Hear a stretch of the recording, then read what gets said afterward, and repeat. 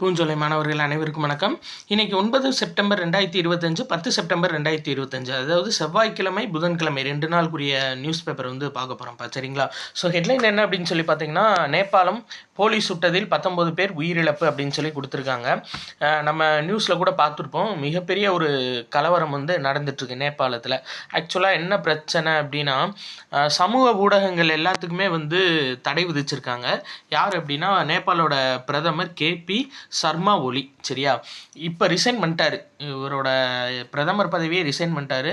நாடு இராணுவத்தோட கைக்கு போயிடுச்சு. சரிங்களா? ஆக்சுவலாக என்னாச்சுன்னா, இந்த இருக்குது பார்த்தீங்களா, யூடியூப், இன்ஸ்டாகிராம், ஃபேஸ்புக் உள்ளிட்ட 26 சமூக வலைதளங்களை தடை விதிச்சிருக்காரு. இதுக்கு எதிர்த்து இளைஞர்கள் போராட்டம் செய்ய போனாங்க. அதில் ஏற்பட்ட துப்பாக்கி சூட்டில் 19 பேர் உயிரிழந்துட்டாங்க. அதுதான் இப்போ மிகப்பெரிய ஒரு பிரச்சனையாக போயிட்டுருக்கு. சரிங்களா? ஸோ இதான்ப்பா அந்த நேபாள் நாட்டோட பிரச்சனை. உள்ள வேறு எக்ஸாம் பாயிண்ட் ஆஃப் வியூவில் எதுவுமே இல்லை. வேறு பார்க்கலாம். அதாவது ஓசூரில் முதலீட்டாளர் மாநாடு நடத்த போகிறாங்க. சரியா? கிருஷ்ணகிரி மாவட்டம் ஓசூரில். ஏன்னா 21,000 கோடியில் டெல்டா எலக்ட்ரானிக்ஸ் தொழிற்சாலை அமைய போகுது. அதுக்கு திறப்பு விழா வைக்க போகிறாங்க. அது போக தூத்துக்குடியில் நடந்துச்சு 2025 தூத்துக்குடியில் உலக முதலீட்டாளர் மாநாடு நடந்துச்சு. அதே மாதிரி இப்போ 2வது முறையாக ஓசூரில் வைக்க போகிறோம் அப்படின்ற மாதிரி தமிழ்நாடு அரசு சார்பாக அறிவிக்கப்பட்டிருப்பா. சரி, ரைட். அடுத்தது பார்க்கலாம்.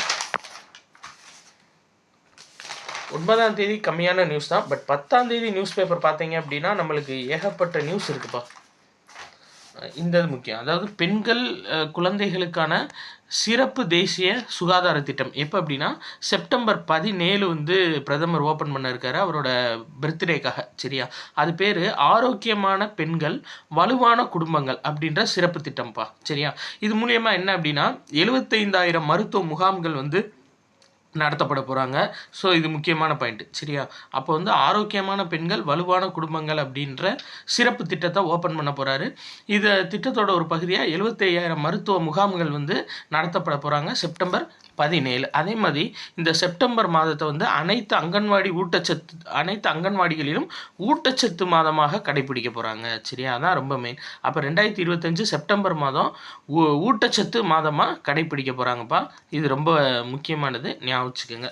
ஸோ செப்டம்பர் மாதம் தான் அப்போ ஊட்டச்சத்து மாதம். சரியா? கட்டாயம் கேட்பாங்க, ஊட்டச்சத்து மாதமாக கடைபிடிக்கப்பட்ட ஆண்டு எது அப்படின்னு சொல்லிட்டு.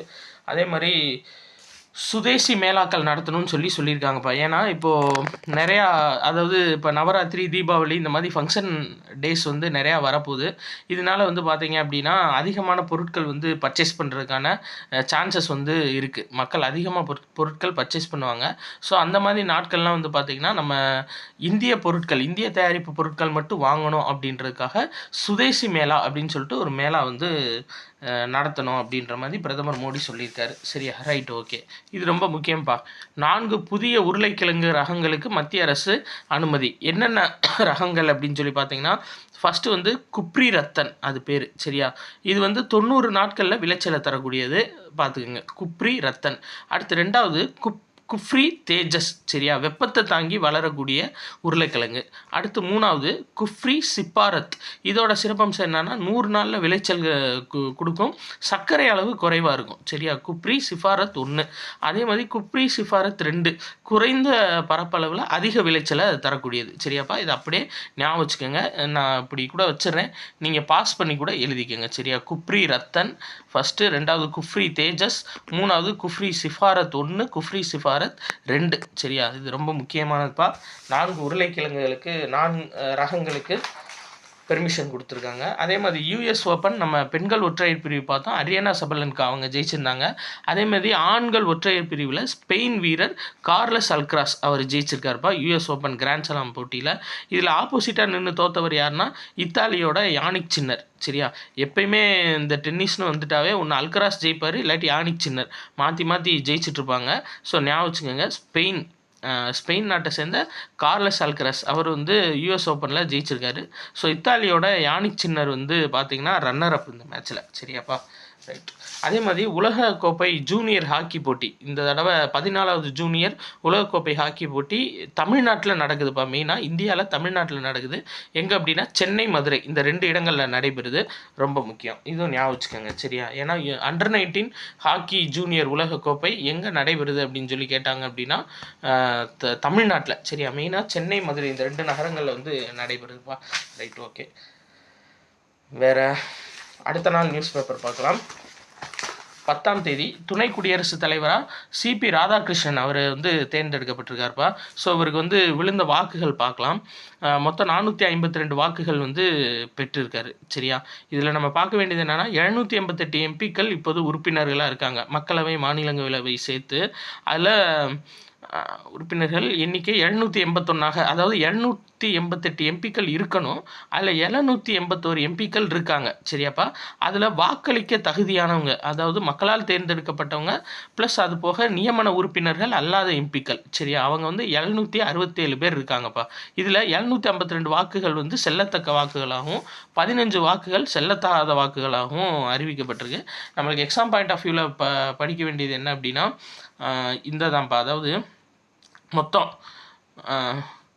இவர் வாங்கின வாக்குகளோட எண்ணிக்கை 452 வாக்குகள். யாருன்னா சிபி ராதாகிருஷ்ணன், நம்மளோட குடியரசு துணைத் தலைவர், புதிய குடியரசு துணைத் தலைவர் பெற்ற வாக்குகளோட எண்ணிக்கை 452. ஆப்போசிட் டீம் இண்டி கூட்டணி இருப்பாங்கள்ல, அவங்க வேட்பாளர் சுதர்சன் ரெட்டி வாங்கிய வாக்குகள் 300 சரியாப்பா. ரைட், அடுத்தது பாருங்கள். இந்த பார்த்தீங்களா மறுநாள் நியூஸில் நேபாள பிரதமர் ராஜினாமா பண்ணிட்டார். சரி, ரைட், ஓகே. அடுத்து இந்த அதாவது செப்டம்பர் 10 என்னன்னா தேசிய உலக தற்கொலை தடுப்பு தினம் சரியா, ரொம்ப முக்கியம். செப்டம்பர் 10 என்னன்னா தேசிய உலக தற்கொலை தடுப்பு தினமாக கடைபிடிக்கப்படுது. சரி, ரைட். அடுத்து வேறு எக்ஸாம் பாயிண்ட் ஆஃப் வியூவில் பார்த்தோம் அப்படின்னா இந்த இப்போ நம்ம ஏற்கனவே பார்த்தோம்ல அந்த திட்டம் திரும்ப கொடுத்துருக்காங்க, ஸ்வயம் ப்ளஸ் திட்டம். இது என்ன அப்படின்னா அதாவது ஆசிரியர்களுக்கு, பள்ளி ஆசிரியர்களுக்கு ஆர்டிஃபிஷியல் இன்டெலிஜென்ஸ் சம்மந்தமான இன்ஃபர்மேஷன்ஸ், அதாவது பயிற்சி வழங்குறது. இந்த பயிற்சி யார் வழங்குறாங்க அப்படின்னா சென்னை ஐஐடி தான் இந்த பயிற்சியை வந்து வழங்க போகிறாங்க சரியாப்பா. Right, okay. அடுத்தது பார்க்கலாம். இந்த ஸ்வயம் ப்ளஸ் திட்டம் 2வது இடம் நம்ம சொல்லிட்டோம். ஸோ இதை ஞாபகம் வச்சுக்கோங்க, கண்டிப்பாக கேட்பாங்க. அதாவது ஒரு நியூஸ் வந்து 2 தடவை 3 தடவை நம்ம நியூஸ் பேப்பரில் வந்துருச்சு அப்படின்னாவே அது வரப்போகுதுன்னு அர்த்தம். ரைட். இந்த முரசொலி செல்வம் விருது சிறந்த பத்திரிகையாளர் இல்லை மூத்த பத்திரிகையாளர்களுக்கு வழங்கக்கூடிய விருது ஒவ்வொரு ஆண்டும் வழங்கப்படும் அப்படின்னு சொல்லிட்டு நம்மளோட சிஎம் சொல்லியிருந்தார். அந்த இதுபடி மூத்த பத்திரிகையாளர் ஏஎஸ் பன்னீர்செல்வம் அவருக்கு முரசொலி செல்வம் விருது வழங்கப்பட்டிருக்கு சரியாப்பா, ரொம்ப முக்கியம். பன்னீர்செல்வம் சரியா, ஏஎஸ் பன்னீர்செல்வம் மூத்த பத்திரிகையாளர், அவருக்கு முரசொலி செல்வம் விருது வழங்கப்பட்டிருக்குப்பா 2025 சரியா. அடுத்து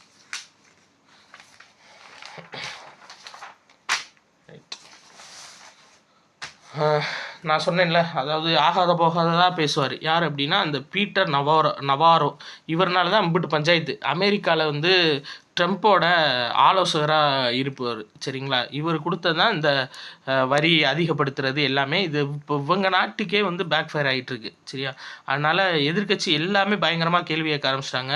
இருந்தாலும் வயிற்றுச்சல் தாங்க முடியாது, ஐயோ வயிறு எரியுதே அப்படின்ற மாதிரி வயிற்றுச்சல் தாங்க முடியாமல் நிறையா பேசுகிறாரு. ஆக்சுவலாக பிரச்சனை என்ன அப்படின்னா நம்ம பிரிக் கண்ட்ரீஸ்ன்னு தெரியும், இப்போ பிரிக்ஸ் நாடுகள் இப்போ 10 நாடுகள் இருக்குது. அதாவது ஃபஸ்ட்டு வந்து பிரேசில், ரஷ்யா, இந்தியா, சீனா, தென்னாப்பிரிக்கா இருந்தாங்க. அதுக்கப்புறம் இது ஒரு 5 நாடுகள். அதுக்கப்புறம் எகிப்து, எத்தியோப்பியா, ஈரான், ஐக்கிய அரபு அமீரகம், இந்தோனேசியா, இது ஒரு 5 நாடுகள். மொத்தம் 10 நாடுகள் வந்து இப்போ பிரிக்ஸ் கூட்டமைப்பில் இருக்காங்க சரியா.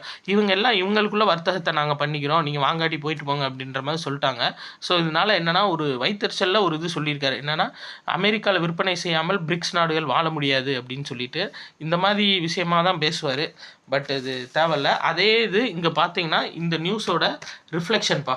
இந்த நியூஸோட ரிஃப்ளெக்ஷன் என்ன அப்படின்னு சொல்லி பார்த்தீங்கன்னா ஐரோப்பிய யூனியன் இருக்காங்கல்ல, அவங்க வந்து 102 இந்திய கடல் உணவுகளுக்கு ஏற்றுமதிக்கான அனுமதி வந்து கொடுத்துருக்காங்க சரியா. ஸோ அமெரிக்காவில் குறைஞ்ச நம்மளோட ஏற்றுமதி, முக்கியமாக கடல் உணவு ஏற்றுமதி இப்போ நம்ம ஐரோப்பிய யூனியன்களுக்கு இன்க்ரீஸ் ஆகிருக்கு சரியா. Right, okay. அதில் எக்ஸாம் பாயிண்ட் ஆஃப் வியூவில் இல்லை, சும்மா நீங்கள் விஷயத்தை தெரிஞ்சு வச்சுக்கோங்க. இது வந்து சர்வதேச அரசியல், நீங்கள் கண்டிப்பாக தெரிஞ்சு வச்சுக்கணும் சரிங்களா. ரைட், அடுத்தது பார்க்கலாம். இந்தியாவோட இராணுவ தலைமை தளபதி பேர் உபேந்திர துவிவேதி. ஸோ ஒவ்வொரு பேரும் ஞாபகம் வச்சுக்கோங்க. ரைட்ப்பா. வேறு எக்ஸாம் பாயிண்ட் ஆஃப் வியூவில் இந்த அதாவது ஆசிய கோப்பை கிரிக்கெட் போட்டி துவங்குதுப்பா. சரியா? எங்கே அப்படின்னா துபாயில் வந்து நடைபெறுது. மொத்தம் 8 அணிகள் பங்கேற்கிறாங்க. ஸோ ஃபைனலில் நம்ம பார்த்துக்கலாம் யார் ஜெயிச்சிருக்காங்க என்ன ஏது அப்படின்னு சொல்லி நம்ம பார்த்துக்கலாம். இந்தியாவோட கேப்டன் யாருன்னா சூரியகுமார் யாதவ். சூரியகுமார் யாதவ் தலைமையில் தான் இப்போ இந்திய அணி விளையாட போகிறாங்க. சரியா? ரைட்.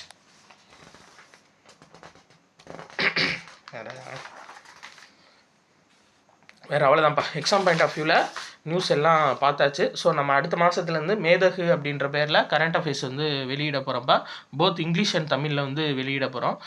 தனித்தனி ஃபைலாக தான் கொடுக்க போகிறோம். இங்கிலீஷ் தனி ஃபைலாகவும் தமிழ் தனி ஃபைலாகவும் கரண்ட் அஃபேர்ஸ் வந்து வரப்போகுதுப்பா. ஓப்பனில் நம்ம குரூப்பில் டெலகிராம் குரூப்பில் போட்டுருவோம். ஸோ யார் டெலகிராம் குரூப்பில் ஜாயின் பண்ணாமல் இருந்தீங்கன்னா ஜாயின் பண்ணிடுங்க. அதுக்கான லிங்க் சேனல் டிஸ்கிரிப்ஷனில் இருக்குப்பா. சப்போஸ் உங்களுக்கு வேறு எதுவும் இன்ஃபர்மேஷன் வேணும்னா 8222